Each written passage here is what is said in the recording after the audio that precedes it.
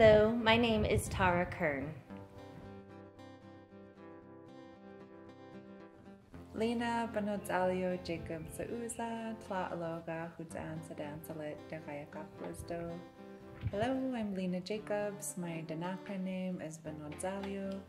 I am originally from Tla Aloga, otherwise known as Ruby, from the central Yukon River in Alaska, and also have roots to this land in Bozeman, Montana, via Switzerland. And I live in Anchorage on Dena'ina land.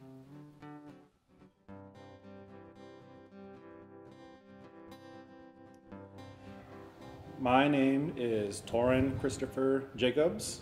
I guess the first, not really the first. And I never added senior, but there is a junior. Not really a junior either, he's the second. But people are starting to call him junior. Anyway, Torin Christopher Jacobs. My Yupik name is Guichpak, which is Big River. I grew up in Bethel with my mother Blanche Jacobs of Philadelphia. My father is Herbert Jacobs of Hooper Bay. They're both deceased. My maternal grandparents are Sarah Andrews of Philadelphia and John Fisher Davis of Philadelphia, and my paternal grandparents are Holtman Jacobs of Shaktoolik and Mary Menzel, or Mary Jacobs of Hooper Bay. I am one of 3 kids from my mother and father, one of 6, actually one of 8 from my father himself. Lena's already, I'm sure, spoken of our children. If not, we've got Torin II, and Saketla, who passed away, and Davion and Chaz are boys we've been blessed with, who are TG's boys, and then Anasik and Nayani are little girls, and we'll see them in the video. Margaret Olin Hoffman David Sauza, Gi Dana Sauza, Tlayege Utan Islan, Bitsik de Utana Islan, Tla Aloga Utan Sadansalit, Dagagak Listo. So my name is Margaret. I'm the second daughter of David Hoffman and Dee Olin from Ruby, Alaska on the Yukon River. And we're Koyukon Athabaskan and also of Swiss and English descent. I'm the daughter of David Hoffman and Dee Olin, granddaughter of Helen and George Hoffman, and also of Freddie Olin Jr. and Lillian Olin, and also of John and Lorraine Honey.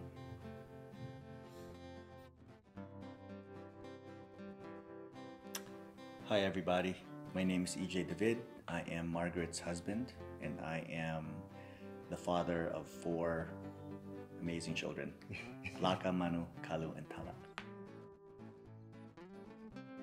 Hi, I'm Dewey. Dewey Gottlia Hoffman. Hi, I'm Marjorie Tabone. Hello, I'm Patrick Hoffman. Hello, I'm Torin Jacobs Jr. I'm with Grandpa right now. Hi, I'm Davion Parton.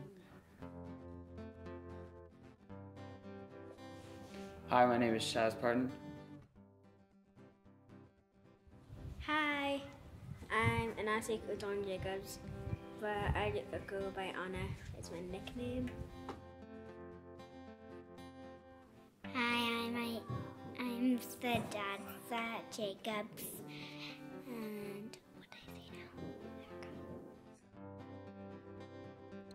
now? I'm Laka David.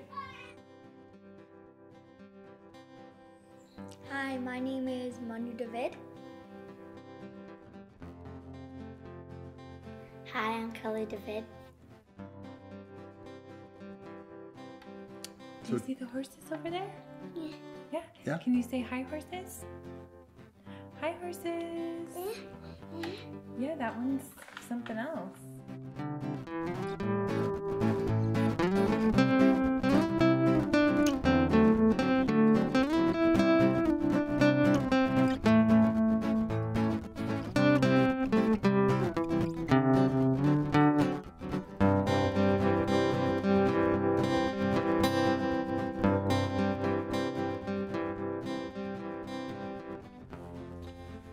As we commemorate the 110 years that the Sourdough Farm has been in the Hoffman family, I want to share some of our family's history related to the farm.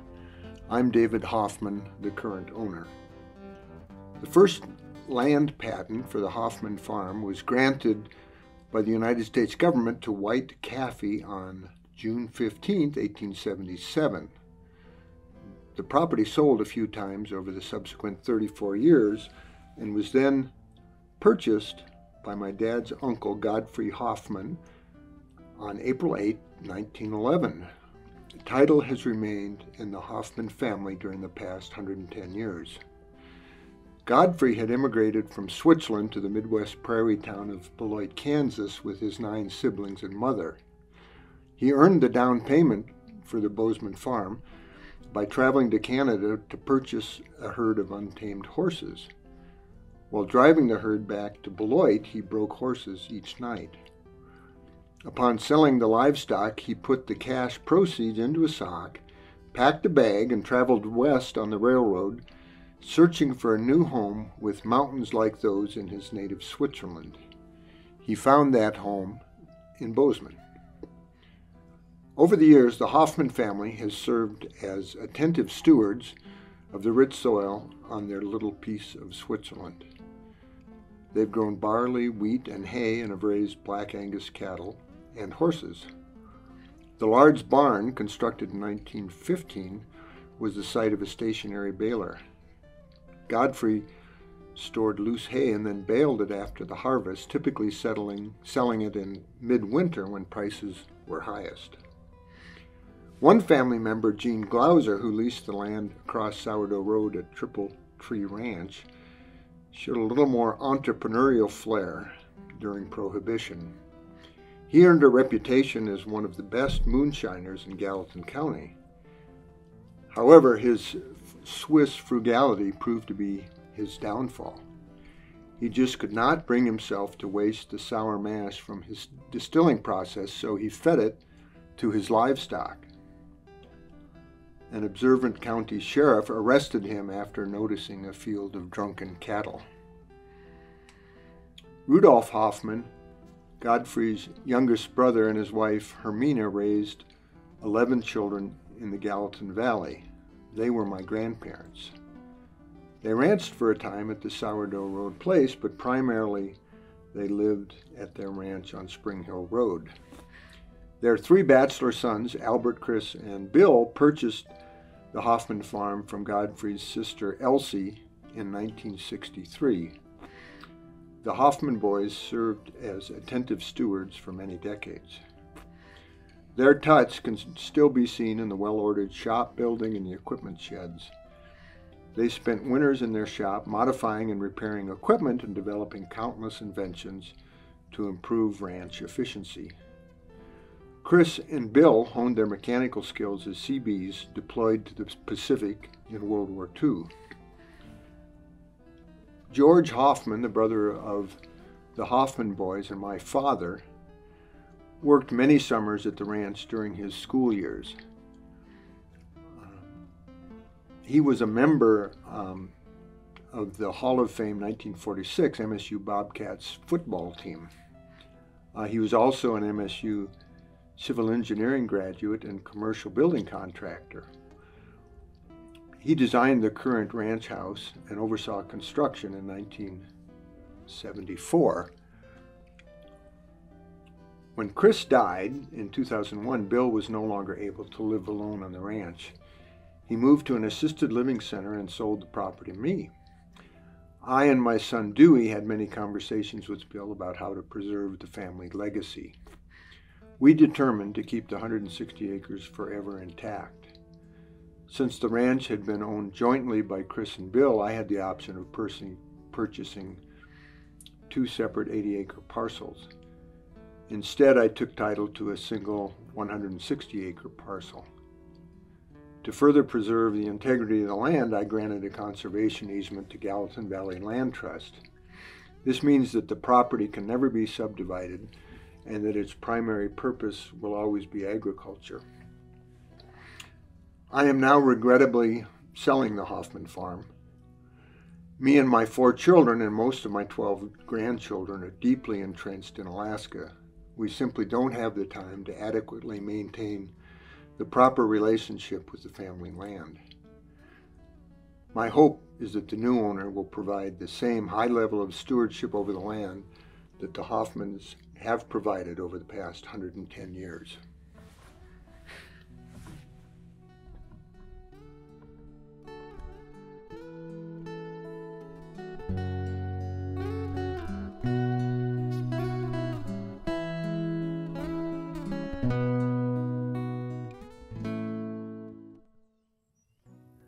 So we are here at Sourdough Farm cleaning up. I've got my 4 oldest grandsons with me, Patrick, Torrin Jr., Davion, and Chaz, and we are making this place spick and span. The reason we're doing that is after 110 years in the Hoffman family, we are selling the farm. 19 of us came from Alaska to commemorate the farm and to do a farewell trip. And it was amazing. All of the family has left now except for me and the 4 grandsons. So we are showing respect to my uncles Chris and Bill by cleaning it up so that it, looks like something that they would be proud of. It's certainly with mixed feelings that we're selling it, but we're at that point in our family's history, and so this is a major transition. But let me just show you a few things that have been meaningful to me about this particular place that's been so important in our family.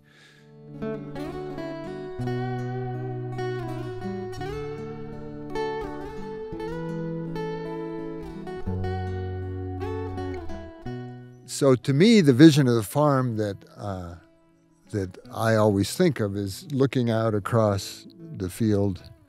And then the barn over here was built by Uncle Godfrey, probably shortly after he bought the property in 1911.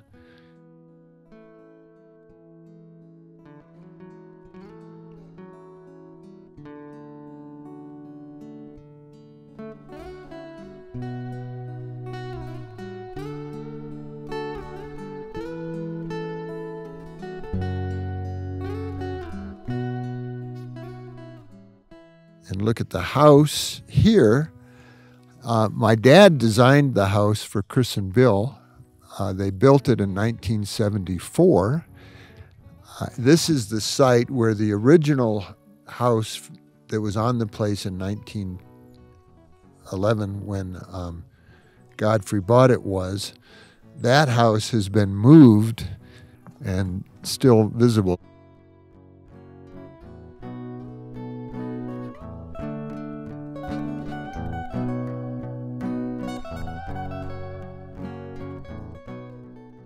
And then I think the favorite building on this property is the shop.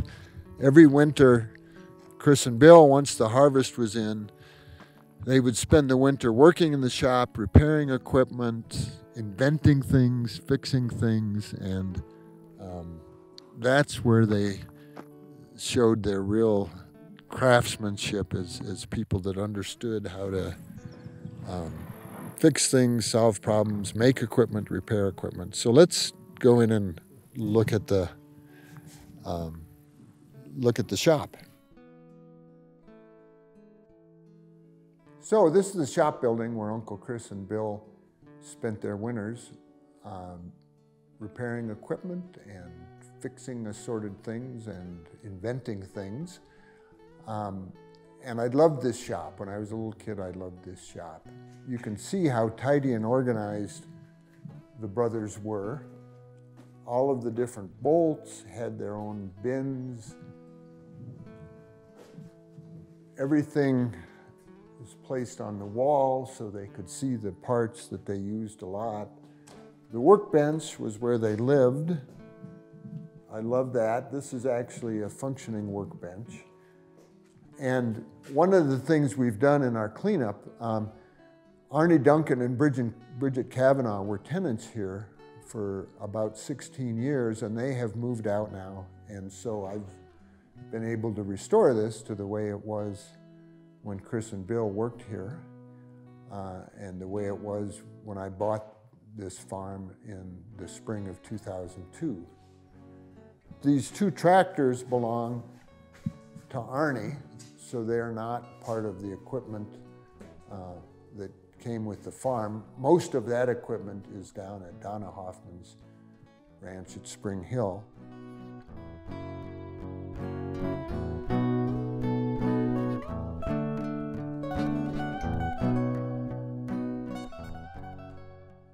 This is the side of the shop.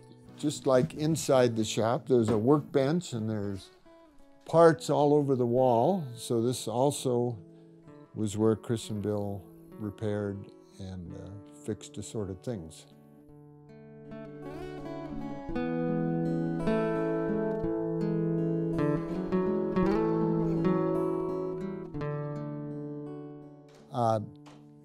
Godfrey died at a fairly young age, and this farm passed on to Carl Hoffman and then to Elsie Hoffman. Carl had a stationary baler in here, so he would collect loose hay in here, and then during the winter months would use the stationary baler to bale it up, and then would sell it during the winter months when there was a shortage of hay. This was certainly one of the bigger barns at the time, and it's a beautiful building. I love it. And let's just sort of look around the barn.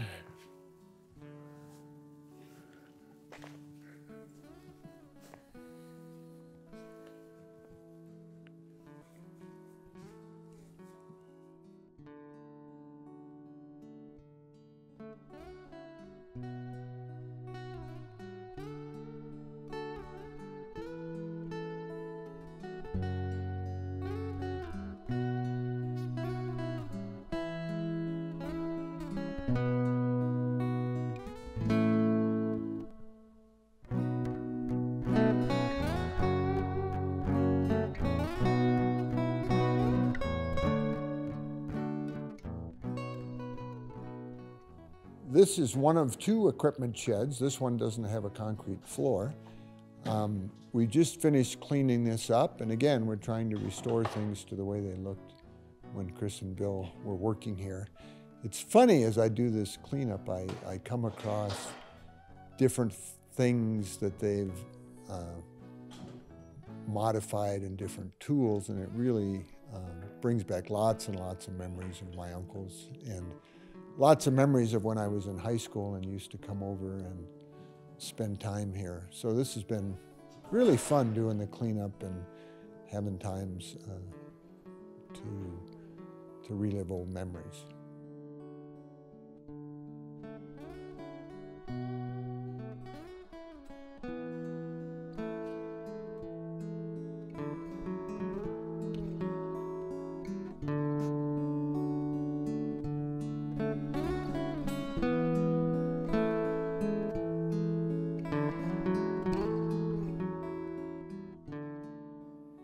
This is the second shed. So right over in that part of the shed was the combine. The combine is now at Donna's house, or Donna's place at Spring Hill. So that was there. And then over here, Chris and Bill built a storage area for barley. So they would put the barley up into there with an auger and let it dry and get the moisture content down. And then if barley had a low enough moisture content, it could be sold for malt to be made into beer, and that malt barley sold for a lot more than just regular barley. And they also put temporary storage areas in here to store the barley. So these holes were where they put posts in, and then they made plywood partitions and would have different areas where they could store the barley. So this is sort of the barley drying building and where they stored the combine.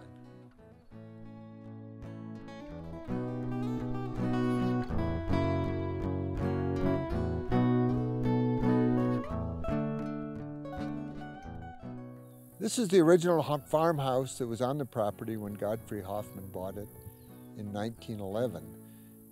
It sat on the site where the new house is, but when the new house was built in 1974, Chris and Bill moved it over to here, and it's been used for storage since then.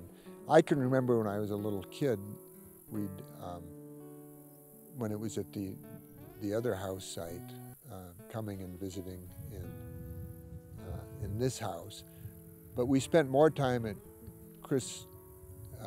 at Spring Hill when we came to visit Chris and Bill, because they mostly lived down there and then would work up here. But then when they built the new house up here, then they lived up here and would travel down to Spring Hill to do farming there. So I don't have too many memories of this old house, but this is the first house that the Hoffmans lived in. And my grandfather, Rudolf Hoffman, and his wife, Hermina Hoffman, lived in this house when Godfrey first bought it. And Uncle Ernest, the oldest of my dad's siblings, was born in this house and lived in this house for a couple years when he was an infant.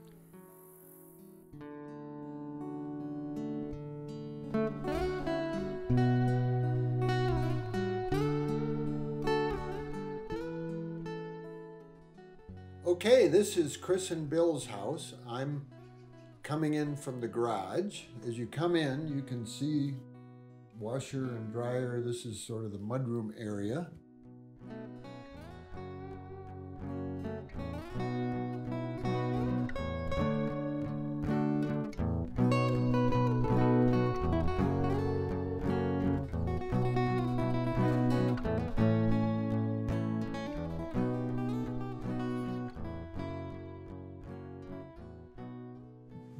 Bathroom off to this side.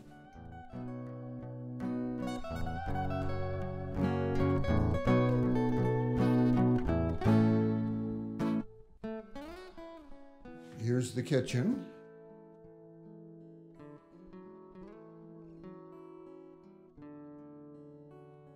Down there's the basement, full basement.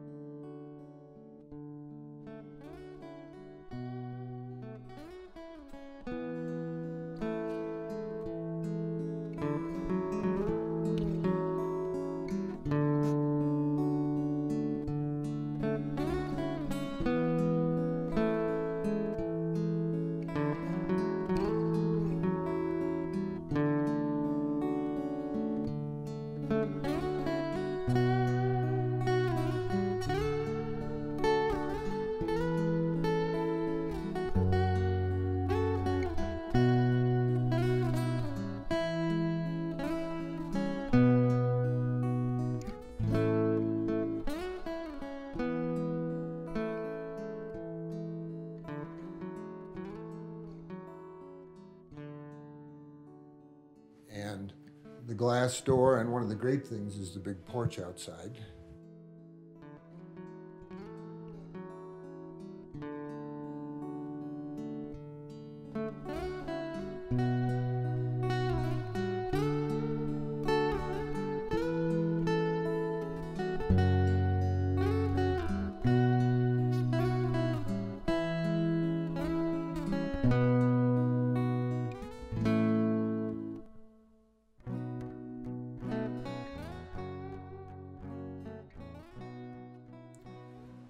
living room.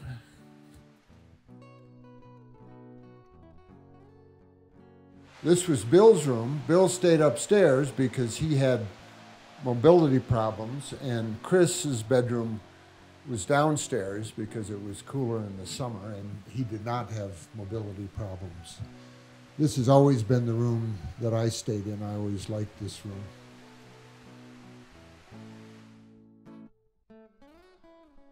And this closet was interesting. There was a huge safe that weighs about 1,500 pounds that sat in this closet.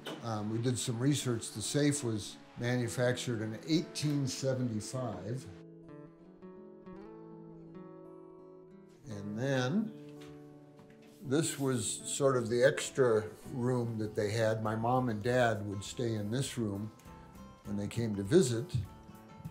This was not salmon colored when they came to visit. Arnie and Bridget's daughter stayed in this room and liked that color, which is a pretty perky color.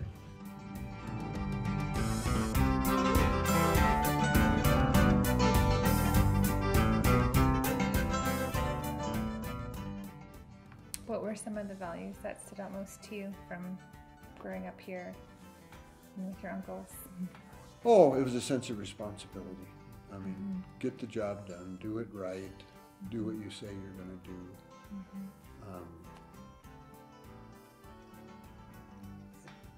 You know, just do what you say you're going to do and do it right. I mean, there was always a sense of excellence. And, my dad's expression was, don't give a shit kid. You know, just do it right. And that, you know, that's exactly the same thing that my uncles and all of the dad's brothers and sisters had. And it's a pretty good tradition to come from that. As you think about the generations, like the transitions from, you know, Grandpa's generations with his siblings, their experience with their parents and grandparents, and then making their new experience with their kids and grandkids, do you think they dealt with something like similar to what you are now? Well, my grandparents, you know, went through a much more dramatic transition than what I'm doing. They moved from Switzerland to the United States and moved to a place that had a language that they never completely understood. Especially in Grandma's case, Grandpa was, I've been told, could speak better English, but neither of them could read or write English. And to, you know, they created a new story, just as when I went to Alaska, I created a new story. And, you know, there's been times when I've almost felt a sense of guilt for leaving Spokane and, you know, losing ties to Montana, but the tradition of the family. I mean, Rudolph and Hermina left Switzerland, Dad left Bozeman, you know, I left Spokane. It's, when you look back at it, I mean, that's sort of the tradition. And the tradition is to adjust and adapt and excel in different environments while holding on to the same values. And I think the values that I see you living by, in many ways, are exactly what my grandma Hermina lived by, which is just work hard, don't let other people down, don't say you're going to do something unless you do it. You know, be honest, don't brag, don't oversell yourself, don't be a show-off.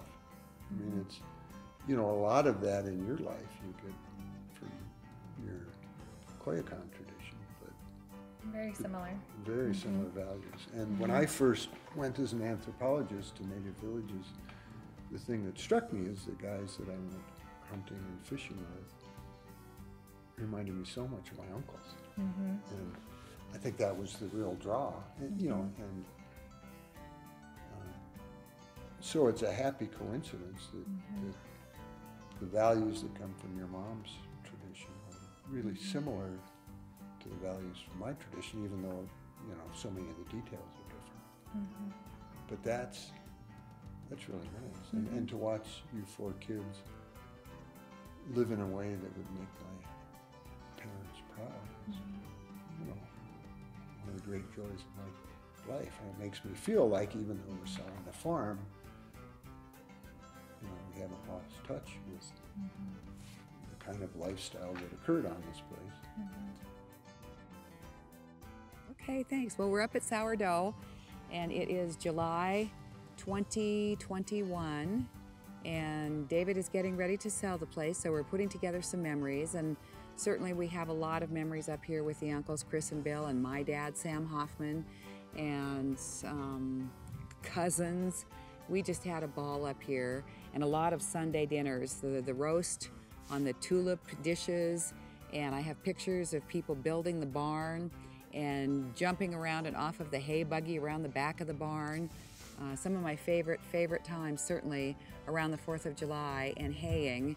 And the uncles used to take the cow truck around the back side of the house here, and they had raspberry bushes, a whole row of raspberry bushes, and they would dump the cow trailer back there and then wash it out. And those were the most prolific raspberries you ever saw. They would get gallons and gallons of raspberries. And the shop that had everything hung in its precise place, Uncle Chris and Uncle Bill and all the uncles and my grandparents worked very, very hard here, put together a beautiful life and a beautiful place. I mean, I don't think there's anything really that's close to this beautiful spot with the view of the Bridgers there, and so open and beautiful. And we had a really idyllic time up here, and it probably was harder for the people who had the responsibility of running the place and making the place, but we certainly have fond memories of Godfrey, of hearing stories of him buy this with money he had in the sock, and he would ride the horse back from town, from the bar, because the horse knew the way, and when he got a car, then the car went in the ditch after he'd had a few barley pops. And yeah, I didn't like those as well as the horse, because he could just jump on the horse and the horse knew the way to come home. And so we still put flowers on Godfrey's grave, and we thank him for buying the place, and the uncles and the grandparents for taking such great care of it, and for all the love and the hard work they put into it, and making such a great life for us, and having it in the family for so long. So my first question to you is, when you showed up a few days ago, what were you feeling about this place? Oh my gosh, yes, so landing was the most beautiful scenery of recognizing the mountains. And then on the drive home over here to the ranch, I just gazed up at the mountains and I just saw how beautiful they were. And just thinking about, of all the people that have lived on this land, most importantly, and how there's so much rich history here. And so I was able to connect with the ancestors like right away. Like they were letting me know that they're here, and I was able to say hello to everyone. And I just like the atmosphere and the energy here. The energy here is so different, and a lot of history.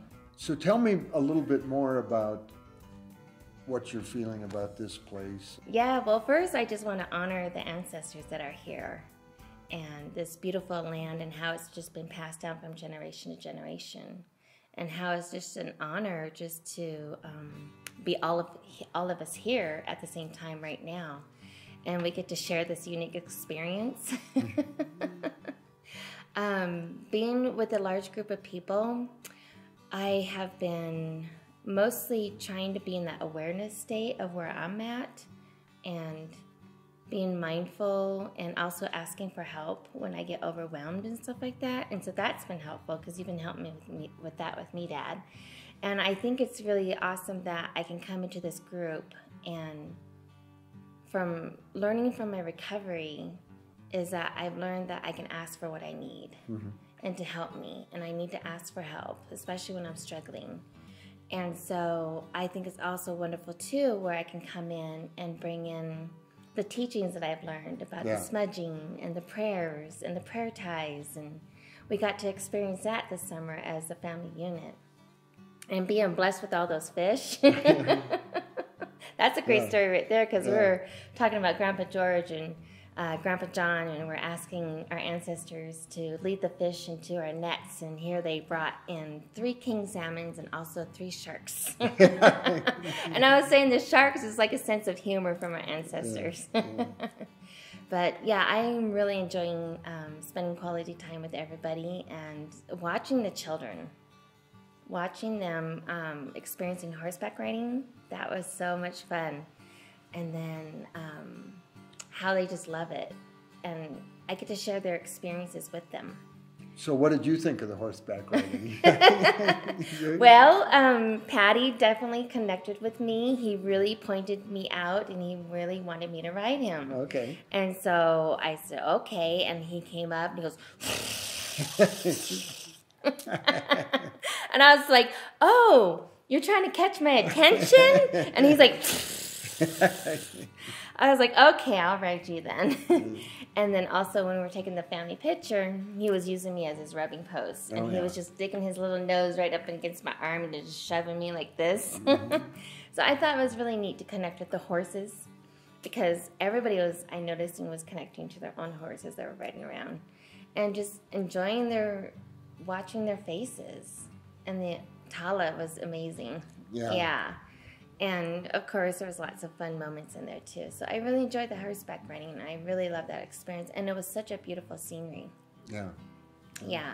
So thank you, Dad, for that. Yeah. Well, what do you think of the scenery here? Oh, my gosh, it's beautiful. This is just like out of the movies. I just love it, and it's just beautiful here. Yeah. Bye.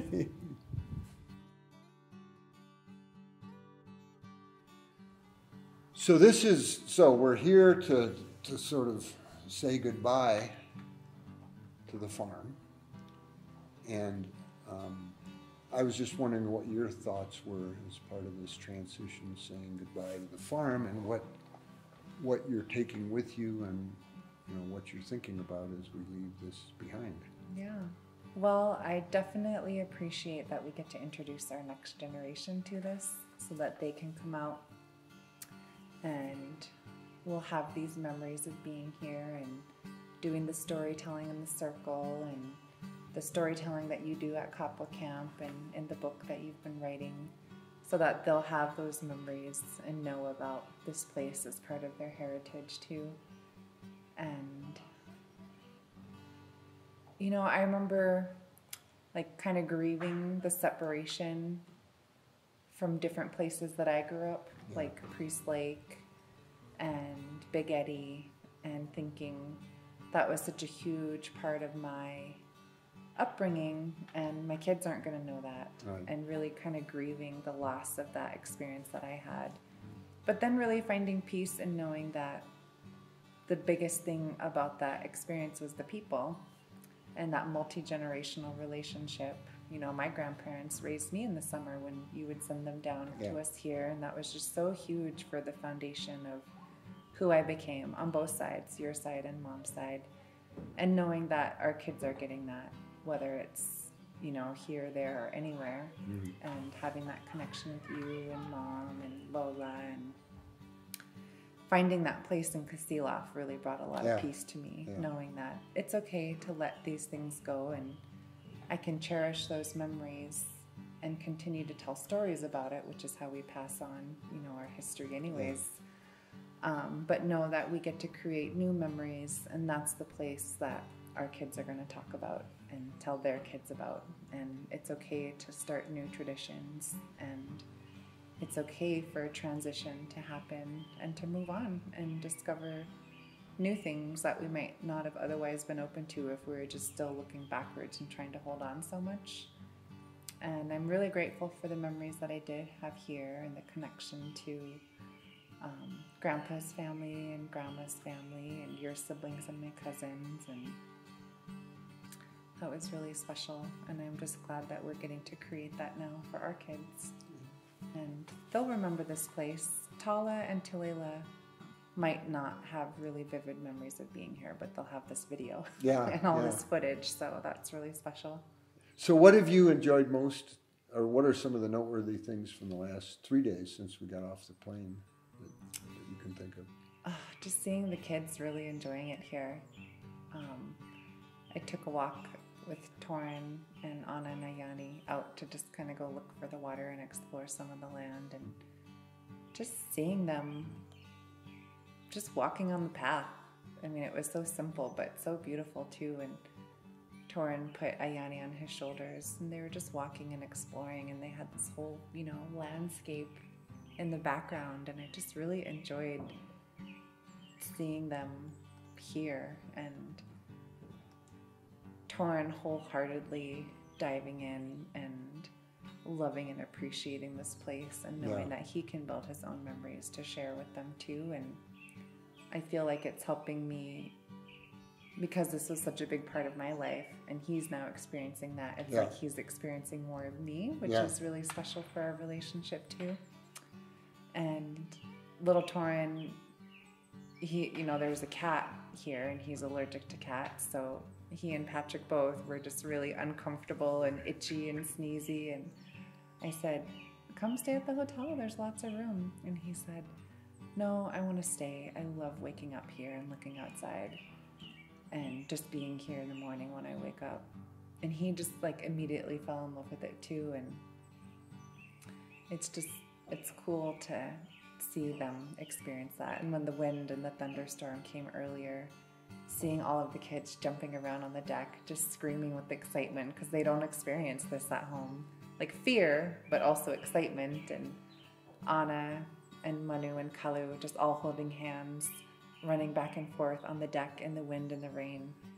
Holding hands is the safety measure, so that if one gets blown away, the other two will hold them down. And just how precious that was, like how they reconcile safety in a like unknown environment, but still like doing it holding hands, and how much fun they had. It's really precious to see that, and seeing them ride horses for the first time, and you know, just be excited about exploring. And that's really nice. That's what I love the most, just kind of like observing their experience and the memories that they'll have. Well, I loved watching them in the rafts yesterday too, when the cold water hit. Yeah. So how would you say goodbye to the ancestors that have lived here over these many years? Just with gratitude. Just say thank you to them for their stewardship, so that we could be here to experience this, and all the people that even came before my ancestors, you know, the original people of this land, and their stewardship, and you know, the people who still live here who had ancestral connections to this place.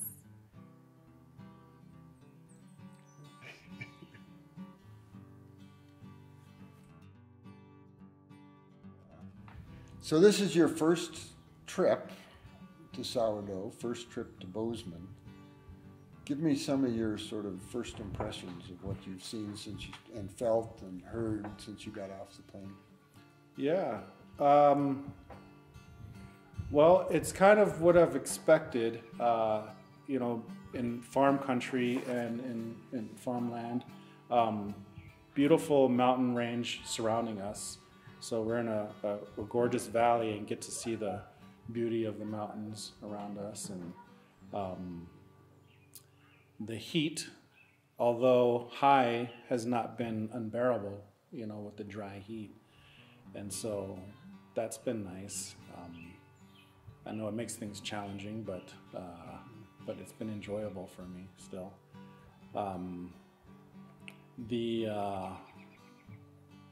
The area is just a beautiful land where you can see for miles on end, and I really love that. You know, back in Anchorage, we just have the mountains right next to us, and then all the city buildings that, you know, take away some of the natural beauty that's a little further away. So I value that. We don't see a lot of those sky rises here. Don't see any. Yeah. Yeah. So over the last 3 days, we've done a few different things. Are there any sort of moments or conversations or images that have jumped out at you since we've gotten here? Well, I definitely love the horse training that the whole family got to do. Just the location out there was just breathtaking. The rock formations and going over the river. beautiful, beautiful country. That really stands out. I've only ridden a horse one other time prior to that, and it wasn't my best experience. So it was a massive horse, and it was a hot day at Camp Pendleton, and I was wearing shorts, and my legs were getting chafed, and the horse was too fast for me, so my back and rear end were hurting, all kinds of stuff. This was laid back, chill, just right for beginners. And no marine expectations to be tough on this one. Exactly, Right. yeah. So let that go and just enjoy it. Bucha. So as we sort of gathered to say goodbye prior to the sale of the farm, what are you feeling about the end of that tradition? Just a lot of gratitude, really grateful for the importance that our grandparents put on family and always making sure that we got together, and really grateful for the foundation that you and Mom set for us too, making time every summer to go to fish camp and then also to come down and stay with Grandma and Grandpa in Spokane, which always included a road trip over to Montana as well. So just a lot of gratitude for that foundation in family, and both sides of our family really just are both large families on both sides, and always just stress the importance of togetherness and prioritizing that to make time to be together. So how do you sort of think about this transition, and what advice could you give me? I just fall back on the values that our families instilled in us, and those go with us, no matter where we are, no matter where we're living or where we're gathering. We're grounded in those cultural values, and even if it's not on this specific place, like we still have the memories and we still have those family values that hold us together, and it doesn't matter where we are. Yeah. So have there been any specific moments or conversations that have jumped out at you over the last few days that are noteworthy? Nothing specific this trip, but when I think about Grandpa George and Grandma Helen, in addition to their importance of family, they always demonstrated incredibly hard work, and this place reminds me of that, thinking of Chris and Bill too, of all the hard work and just the care, like tenderness and love that they put into this place, but also again, like always with family, like they were very loving and caring and tender with family, and felt like supportive of each other, and their stories of being supportive of each other as siblings, Grandpa wanting to pursue higher education, and how his siblings supported him in that way, and then how he also supported his siblings, and that just that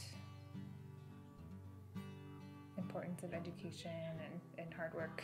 Yeah. Is what this reminds me of. Bye. See you later. But tell me sort of what you've felt or experienced or thought in the last couple of days since we've been here. Immediately you feel the history of the place. Somebody who really has very limited experience with this place. But despite that, driving here,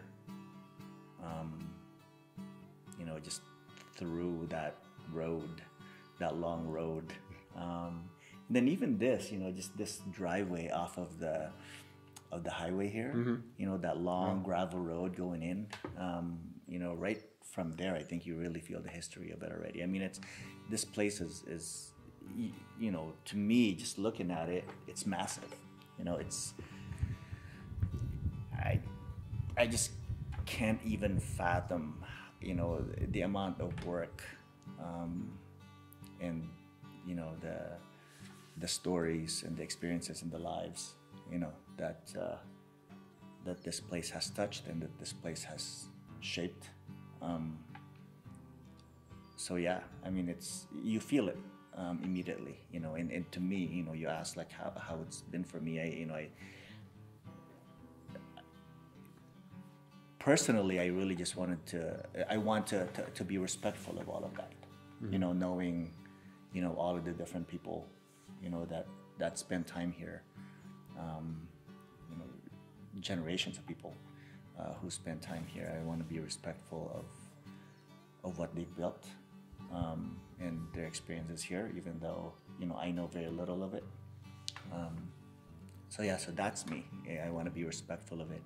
And then for my children, you know, I know that they are part of that somehow, some way, and to see them enjoying this place and get the opportunity to enjoy this place a little bit, you know, it's, to me, it's powerful. You know, we cannot, I don't know what's going to happen in the future. I don't know what's going to happen 10, 20, 50 years from now. I don't know what's going to happen to this place 10, 20, 50 years from now. But at least I am absolutely certain that, you know, my kids will have at least, you know, a memory of this place as what it is right now. Yeah. And, you know, and they will be talking about it amongst themselves. They will share stories, and they will share it with, you know, their children. And so to me, that's awesome. Yeah. You know, I don't know what's going to happen with this place, but I know those stories will be passed on. Yeah. So, cool. Yeah. So tell me about Tala and the horses. Well, she wakes up early every day anyway. But here, you know, there are different reasons, right? Because she wakes up early and everybody in the house is still sleeping. So we try to be respectful of that. Try not to wake everybody up. And so, you know, so we try to hang out outside as much as we can. But, you know, a big factor of us wanting to go outside too is because Tala really wants to go see the horses. You know, she's really felt very comfortable here, even though, again, this is her first time here. You know, she's felt very comfortable just walking around anywhere in the grass, playing, you know, going over to the horses, saying good morning to the horses. Not afraid of the horses at all, not afraid to touch them. She keeps wanting to climb over the fence to join the horses. This morning when Bridget came over and y'all were feeding the horses over there, and I was watching from afar, and I was chuckling to myself because all I see is Tala climbing, you know, trying to climb the fence and getting over to the top, and Margaret would come over and bring her all the way down, but then she would just turn right back around and do it again. And yeah, so I thought it was funny. But yeah, no, she really loves the horses, you know, but it's not just the horses, just I think the place, you know, she enjoys just walking around and exploring. Yeah. And, you know, again, I don't know if she'll even remember, you know, because she's so young, you know, but, you know, we'll have pictures, I guess. We'll have pictures and stories, yeah, and videotape. Yeah. We're done. You've lived in Alaska your whole life, except for when you went out to college and when you lived for periods of time in other countries. But certainly emotionally, Alaska is your home, and you've lived most of your life there. At the same time, you're connected to this tradition down here. So how does it feel to have your primary identity in Alaska and your primary identity as, you know, a Koyukon man, a Koyukon leader, you know, an indigenous leader with a voice heard by many people actually across many geographic zones and countries? How does it feel when you come down here and look at this tradition? Yeah, so this place is definitely part of my identity, and whenever I travel to other places, I try to have real interactions with people and share my experience, and that in turn, that sharing becomes who I am too. It's nice to be here and get a little more experience. I've visited this place several times, but never really got into feeling like I understand the soul of this place. I think most of the stories that resonate with me would be looking at Grandpa George and how he made his path and used his experience growing up here to go into, learning how to be with others, and then going into the military, and then going into higher education, and then going into his trade. I think there's probably some things there that he was encouraged with his siblings and with his parents to how to be, just kind of practical and to the point, and there's a time for talking about things, and then there's a time for action. And I don't remember Grandpa George really having long, elaborate conversations too often. He'd kind of check in with others and then kind of do his thing. So I like that kind of moving forward in power and confidence. I'd like to think of myself doing that in the way that I live, and be thinking about, what's next, and how can we think about being efficient and doing things right the first time, and things like that. I feel like one of my Hoffman superpowers is organizing the trunk when there's too many things to bring.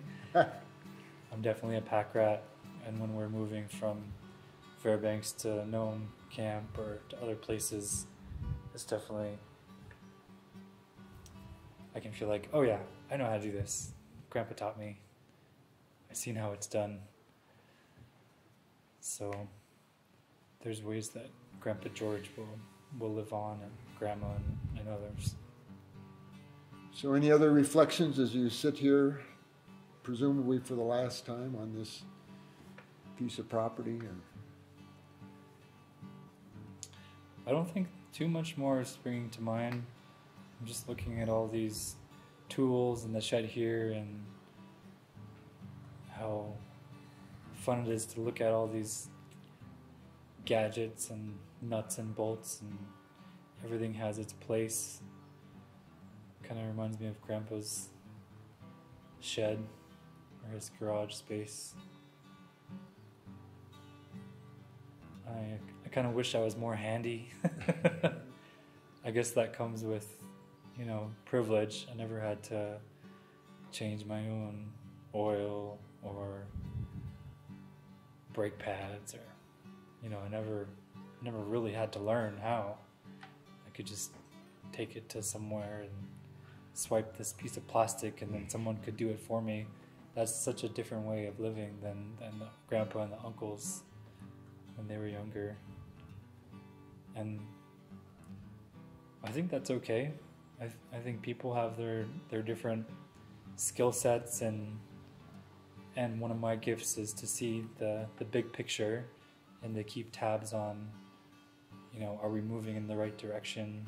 Is the overall path for our family on a steady course, or are we headed for disaster? And I feel like, together we can support how to get more, again, towards liberation and freedom. It's really nice not to be with such limited resources and have the resource of time to decide how we want to spend things. I think the challenge moving forward is, what do we do with that time? Do we use it to, escape from reality, or pursue these things that don't bring us genuine connection and happiness? Or are we going to try to like check ourselves and be like, how are you using the time that you have on this earth? And is it helping others? Is it making things better than you found it? Or are you just kind of treading water? Like, it's good to be reflective in that way. So now that we don't have to spend 16 hours doing back-breaking labor, what is it that we're trying to get to? What's the longer term purpose? Are there skills that we can pick up or things that we can do to live better lives?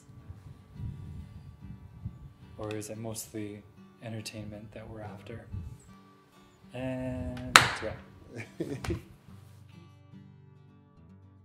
So you want to share just a little bit about your background so we can understand the eyes that you're bringing to this farm?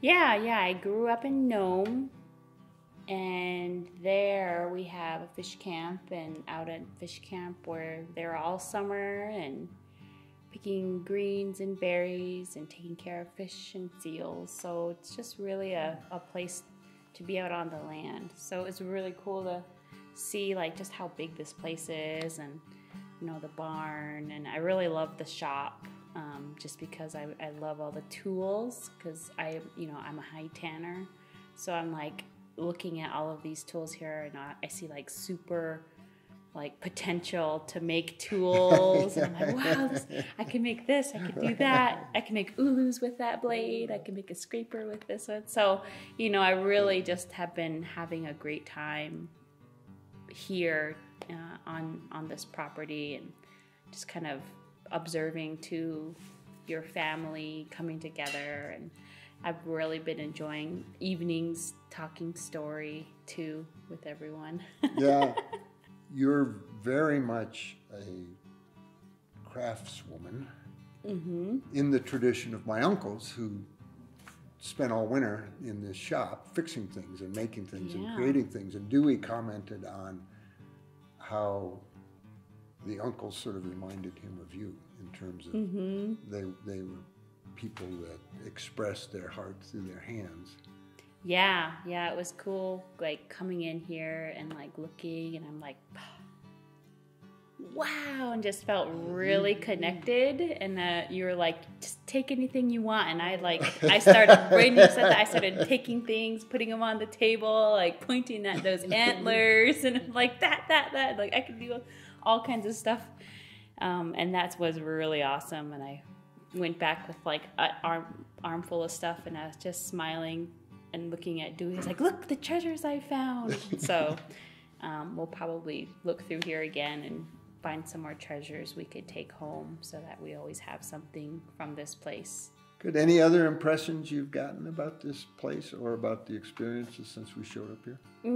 I think, just talking about the shop has really been probably my most exciting here. And then being with my daughter, and we fed the horses some carrots earlier, and seeing the old snow machine and 1964 snow machine. Yes, yeah. So it just, just observing and watching and just being a part of it, I think has been probably the most exciting. Of course, all the other things like horseback riding and whitewater rafting has been really fun too. Good.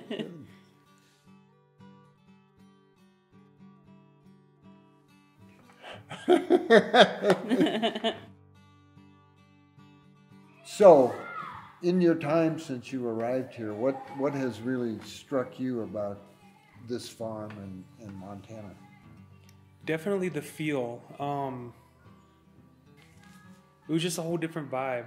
It was just a place I've never been to, and seeing the landscape and all the random buildings that are tattered and worn, it's just interesting to see that, and to be able to experience it firsthand is really nice. And one of the things that really stood out to me, apart from the land, was definitely the whitewater rafting.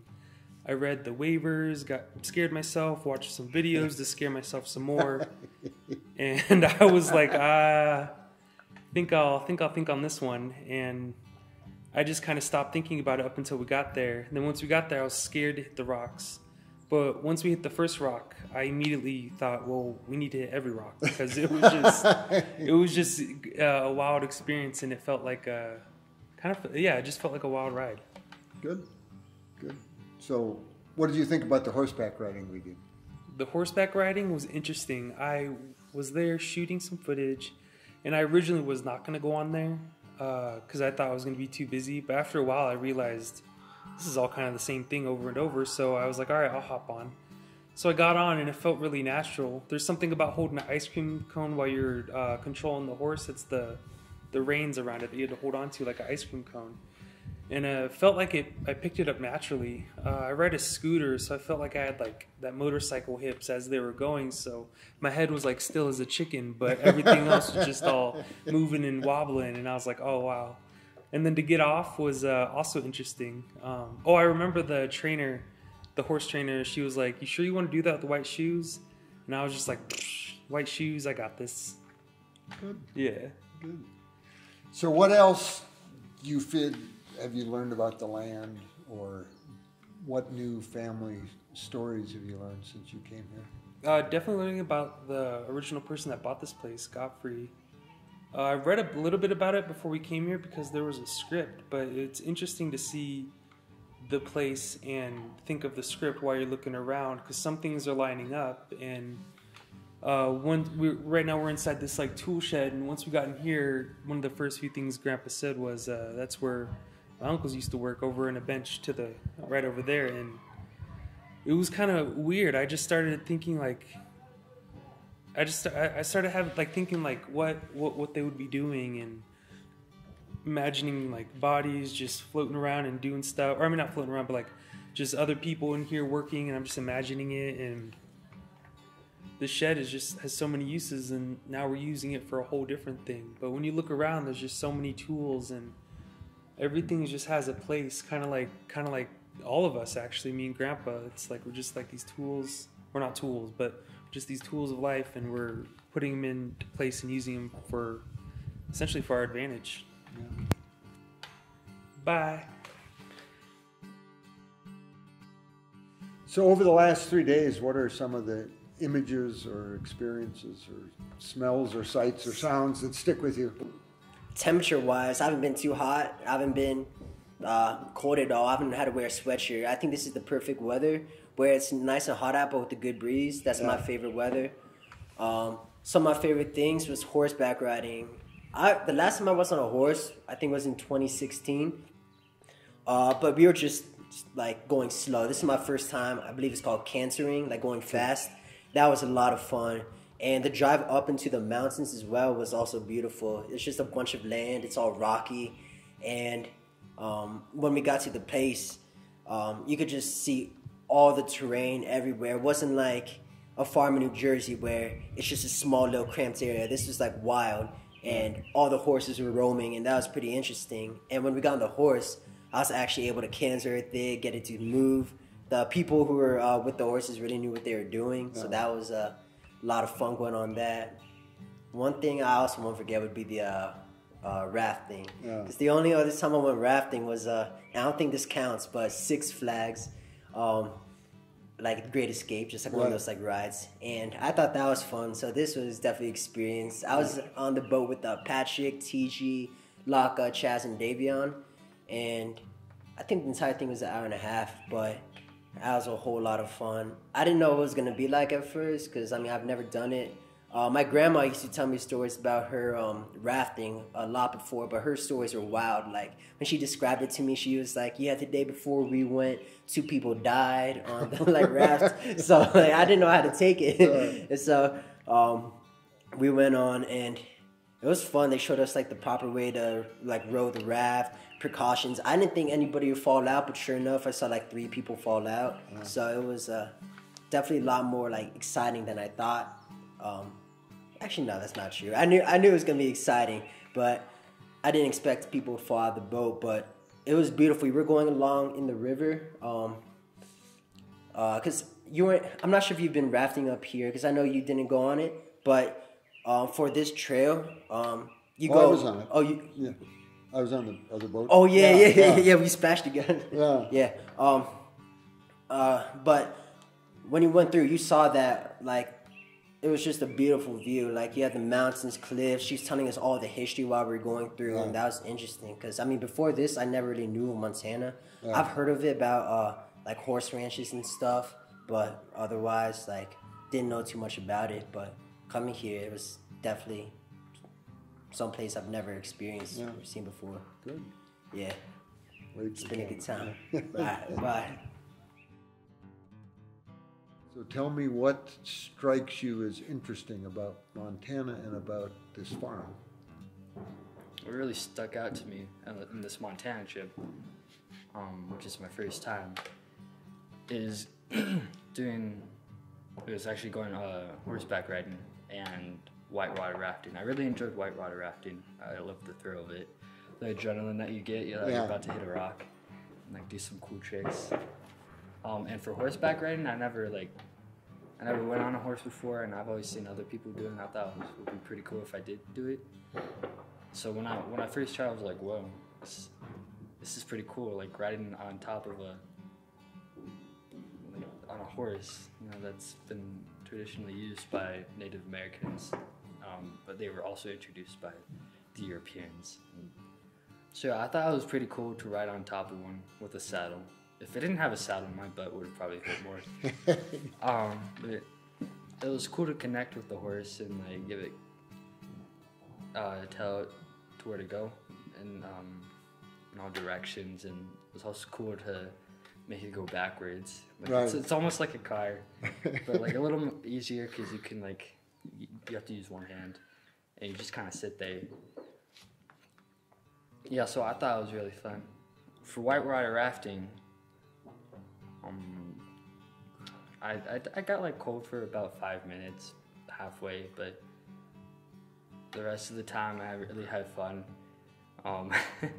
And I think Torn was on the left side of me, and we were pretty much leading the command. Oh, not leading the commands. We were helping keep a rhythm. So anybody behind us would have to follow us. And we had to look at each other so we are at the same pace as well, because that's vital to navigate correctly in the water so you don't get stuck or puncture or like tip over. Luckily we didn't get tipped over. But there have been times where the boat got a little unbalanced, but we were leading in the middle, so it's an easier time rebalancing. But yeah, I really had fun whitewater rafting. I wasn't so sure about going into the water when I forgot her name, but she was Kaylee, the guide. The guide, yeah. Kaylee. I think so. Yeah, she was pretty cool. She was pretty chill about everything. And it was also fun to pass some people. Tora and I were competitive about it. I don't know if the rest of the group was. In the group, there's Kaylee, and then Patrick, Chaz, Torn, Laka, Mom, and me. So it was also another activity to bond together because we had to cooperate with each other.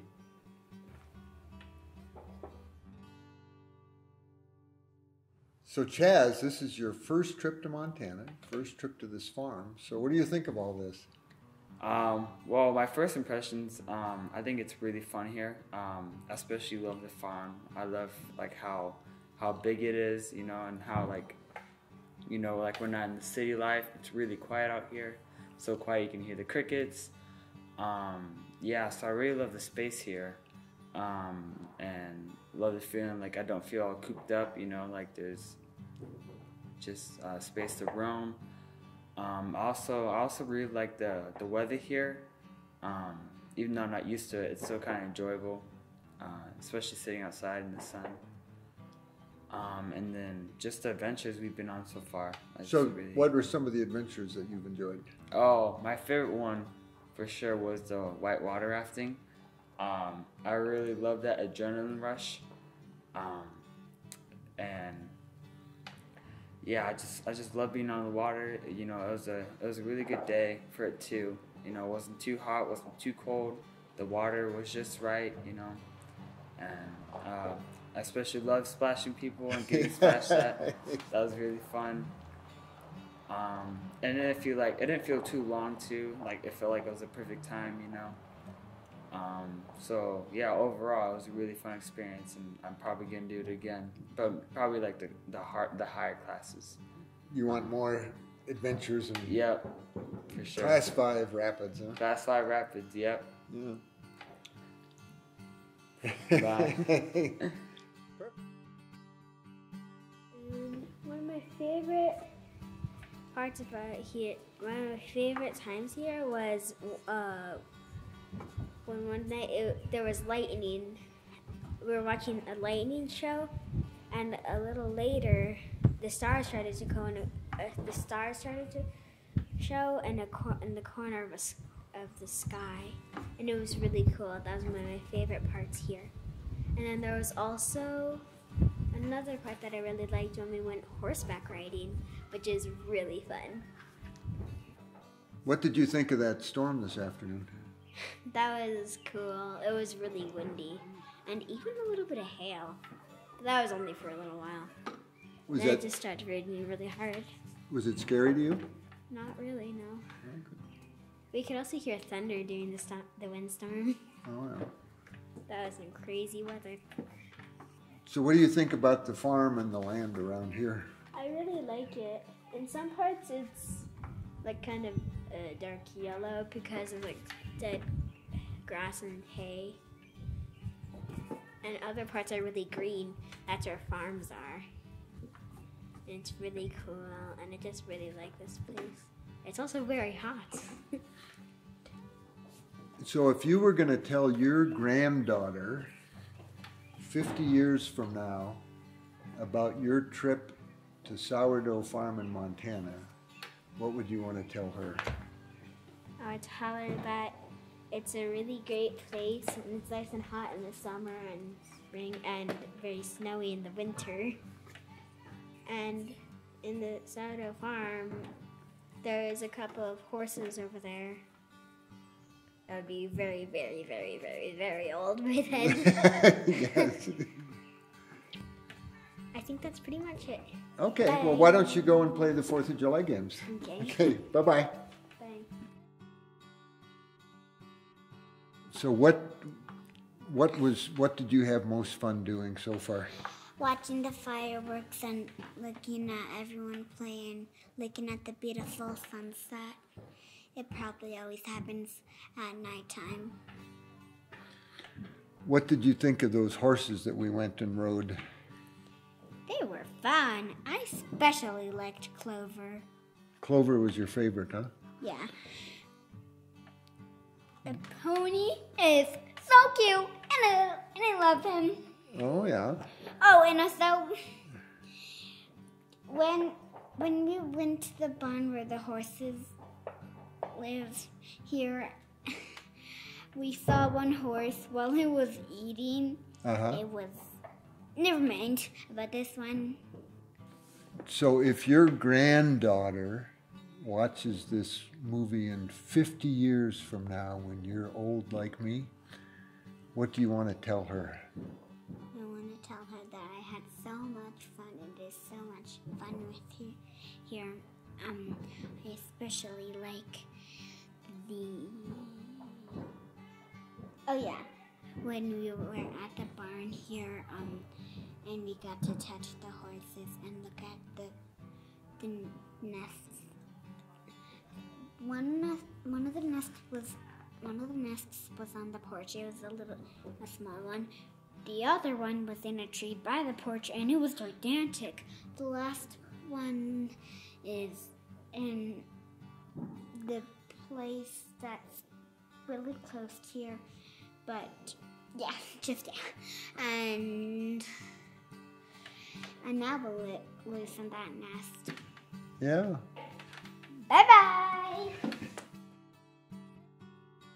So what are the couple best memories you've had of the last 3 days? I really loved the horseback riding. and the rafting. Those are my two favorite things that we've done here, but the rafting's my favorite. Okay. What did you like about the rafting most? How it was a little scary at first, but then it was really exciting when we ran into the rocks and going fast and stuff. Did you think you might tip over? Oh yeah, in the beginning, but then I was like, it wouldn't be that bad if we tipped over. A little fun maybe. Yeah. So tell me about the horseback riding that you did.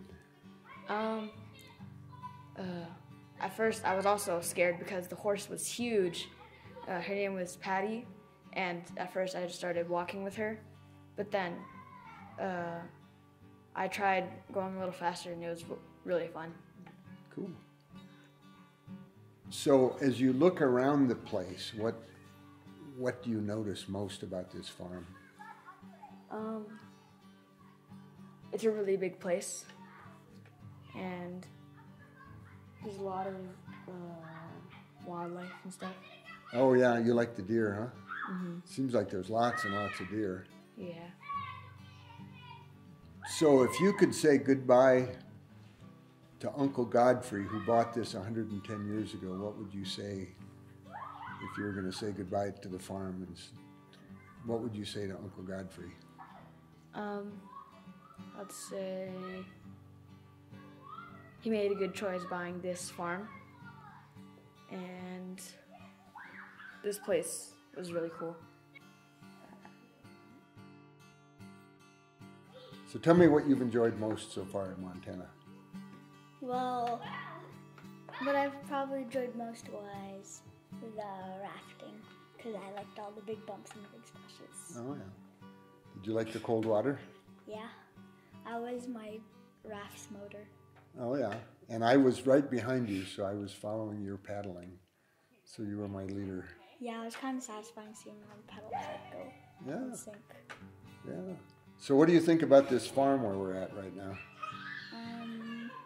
Well, I really like it, and I like the horses too. You like the horses, huh? Yeah, I'm doing that kind of. Oh, okay. What do you like about the horses? Well, I like that we get to name them, and I like that we get to feed them sometimes. Okay. And what's the most fun thing you've done with the family so far, do you think? Probably the horseback riding. Oh, yeah. What was the name of the horse you were on? Joe. Joe, that's right. And that was the first time you've ever been on a horse, huh? Yeah. Yeah. It was Tala's first time too. Yeah. The babies even went on, and Tala was just like riding. She could go by herself. Yeah, on that big horse, and she was so little. Good. So do you think you might want to come and visit Montana again? Yeah, definitely. Bye! So Caller, this is your first time in Montana. What do you think of Montana? It's an awesome place, very hot, and lots of horses, cool stuff. Yeah. So there's horses at the farm where we're staying. Do you like the horses here? Absolutely. Also, I see a horse right there, too. Oh, yeah. So what are the horses' names? Brene, she's the queen. Midnight, he's the king. And Golden, he's the prince. Oh, yeah. And which one do you like the most? Golden. Yep. And a couple days ago, we got to go riding horses. Did you like that?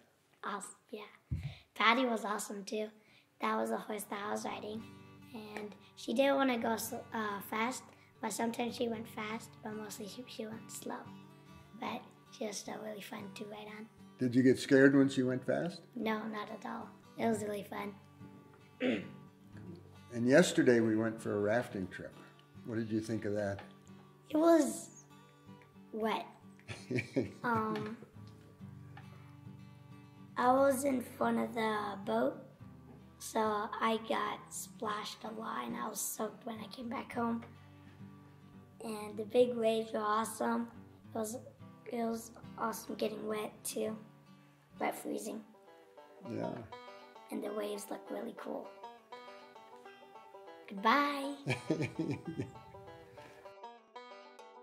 like the yellow tractor or the green tractor? Do you like the horses? Ask Grandpa what they're for. What are the tractors for? Do you see the horses over there? Yeah. Yeah? Yeah. Can you say hi, horses? Hi, horses. Yeah, that one's something else. That's a paint sprayer. Oh. Yeah. Huh? Yep, and a big green tractor. Ask Grandpa what it's for. You pull that around and you cut the hay with that. And it's a John Deere. That's the most important thing. It's a John Deere tractor. Yeah. Yeah, there's a yellow one. And that's a